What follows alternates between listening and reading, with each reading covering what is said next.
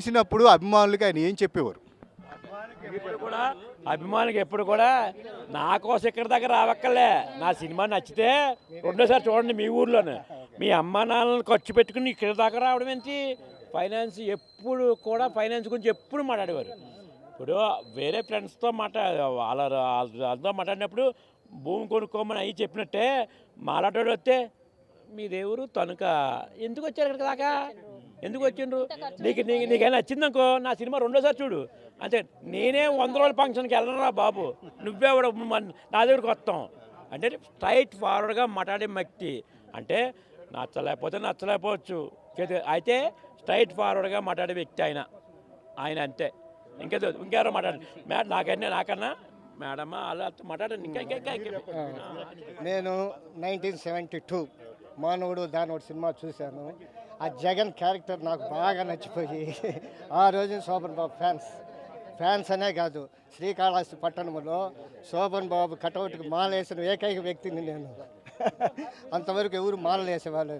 మా శోభన్ బాబు సినిమా ఎవరు పట్టించుకోవడం లేదేందని మేము థియేటర్లో పూలు జల్లి చాక్లెట్లు జల్లిన అభిమానులు. ఇది 1972లో. ఇంకా ఆడ నుంచి ఆయన 1972 నుంచి ఆయన కెరియరు అద్భుతంగా సాగింది. ఆయన సినిమాలు చూస్తూ పెరిగాం. నేను హై స్కూల్ హెడ్ మాస్టర్ని, బీఎస్సీ బీఈడి చదివాను. అయినా ఆయన సినిమాలు అంటే ఈరోజు కూడా అభిమానం. మొన్న ఈ మధ్య మల్లెపూ సినిమా వచ్చింది జెమినీ లైఫ్లో.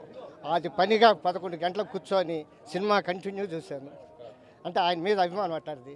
ఏముందిలే సోమరావు ఎప్పుడో పోయాడు కదా ఆ రోజు అభిమానులు అని ఏం లేదు. ఆయన మీద అటువంటి అభిమానం ఏర్పడిపోయింది. అది ఒకరు చెప్తే రాలేదు, స్వతహాగా ఆయన సినిమాలు చూసి ఆ రోజు 72 సంపూర్ణ రామాయణం, కాలం మారింది, మైనర్ బాబు ఇట్లాంటి సినిమాలు చూసి జీవన తరంగాల్లో సినిమా ఉంది సోమన్ బాబుది, సురేష్ ప్రొడక్షన్ అది. ఈ అందానికి బంధం వేశాడన్న పాట ఉంది. ఆ పాటకి స్టెప్ వేస్తాడు.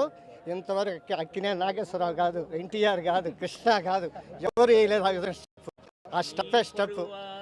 నీ అంతా వేశాను. అటువంటి పాటలు శోభన్ బాబు కోకొల్లలు.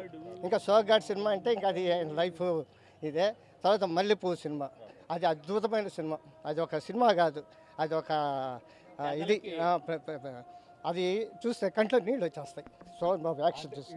అంటే ఆయన పాత్రలు ఎంచుకునే తీరు కూడా కొంచెం అంటే ఇన్స్పైరింగ్గా ఉండే కొన్ని. ఇందులో సోగ్గాడి సినిమా పాత్రే చూసుకుంటే ఒక ఛాలెంజ్ చేసి ఒక ఇన్స్పైరింగ్గా ఉంటుంది కదా. ఆయన భార్యతో ఎలా ఉండాలి, ఓ తమ్ముడితో ఎలా ఉండాలి,